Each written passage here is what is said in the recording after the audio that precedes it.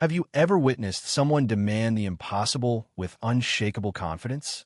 In a bustling beachwear boutique on Ocean Avenue, Karen stormed in, her voice slicing through the hum of customers like a siren.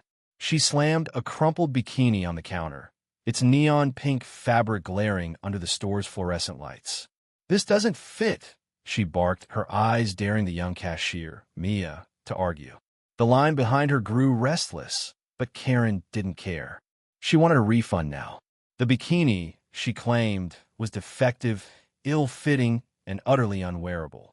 Mia, barely 20, with a polite smile plastered on her face, scanned the item. Her brow furrowed. The tags were missing, and the fabric looked stretched, suspiciously worn. Karen's outrage was a performance. She leaned over the counter, her manicured nails tapping impatiently. "I bought this yesterday, and it's garbage. I deserve my money back," she insisted, her voice climbing to a pitch that made nearby shoppers flinch. Mia, trained to stay calm, asked for the receipt. Karen produced a crumpled slip, but something was off. The date was from 3 months ago.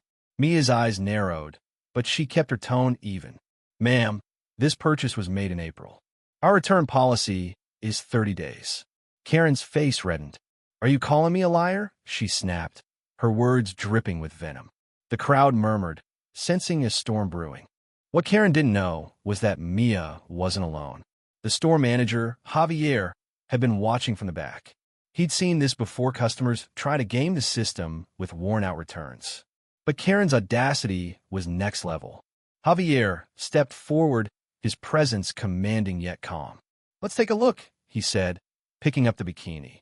The fabric was faded in spots, and the lining had faint-stained sunscreen, maybe or worse. Javier held it up to the light. "This has been worn," he said flatly. Karen scoffed, crossing her arms. "Worn? I tried it on once. It's defective." Her voice cracked with indignation, but Javier wasn't swayed. He noticed something else. Karen's arms, exposed in her sleeveless top, bore distinct tan lines that matched the bikini's straps perfectly. The truth began to unravel. Javier, with a polite but pointed tone, asked, "Ma'am, could you step to the side for a moment?" Karen hesitated, her confidence flickering. The crowd parted as Javier gestured to a mirror near the counter. "If you only tried it on, why do your tan lines match this bikini?" he asked, holding up the garment. Gasps rippled through the onlookers. Karen's face froze, her mouth opening and closing like a fish out of water. She stammered, "That's ridiculous. Two got these from another swimsuit." But the evidence was glaring. The bikini's unique crisscross straps aligned perfectly with the pale lines on her shoulders.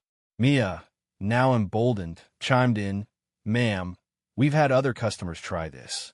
You wore it to the beach, didn't you?" Here's where the twist came. A quiet voice piped up from the crowd. "I saw her. It was Lily, a shy teenager who'd been browsing nearby. She clutched a beach tote, her cheeks flushed with nervousness. I was at Coral Beach last weekend. She was wearing that exact bikini, splashing around with her friends. I remember because she was yelling at someone about sunscreen."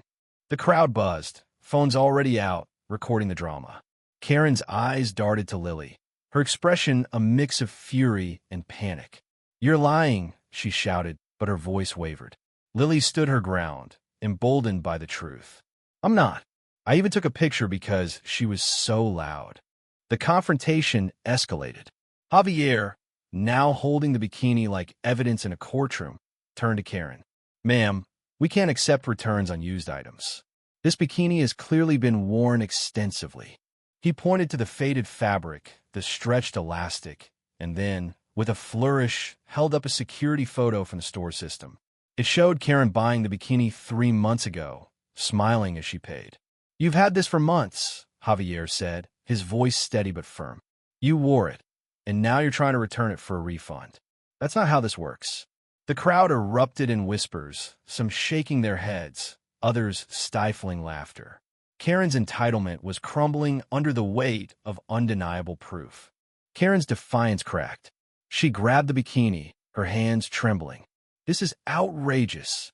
I'll sue you all," she screamed, but her threats felt hollow.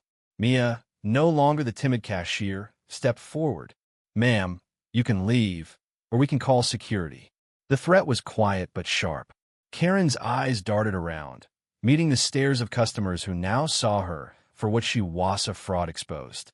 She clutched her purse, muttering curses, and stormed toward the exit. But in her haste, she tripped over a display rack, sending a cascade of swimsuits to the floor.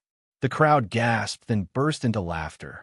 Karen, red-faced and humiliated, scrambled to her feet and fled, leaving the bikini behind like a discarded lie. The store settled into a strange calm. Javier and Mia exchanged a look of quiet triumph. Lily, the unexpected hero, was thanked with a discount on her purchase. The crowd dispersed, some shaking their heads at Karen's audacity, others praising the staff's composure. The bikini, now a symbol of her defeat, was tossed into a bin for damaged goods. But the story didn't end there. By evening, the incident was all over social media, with Lily's photo of Karen at the beach going viral. Hashtags like Bikini Karen and Tan Line Takedown trended, and the boutique gained a flood of supportive customers.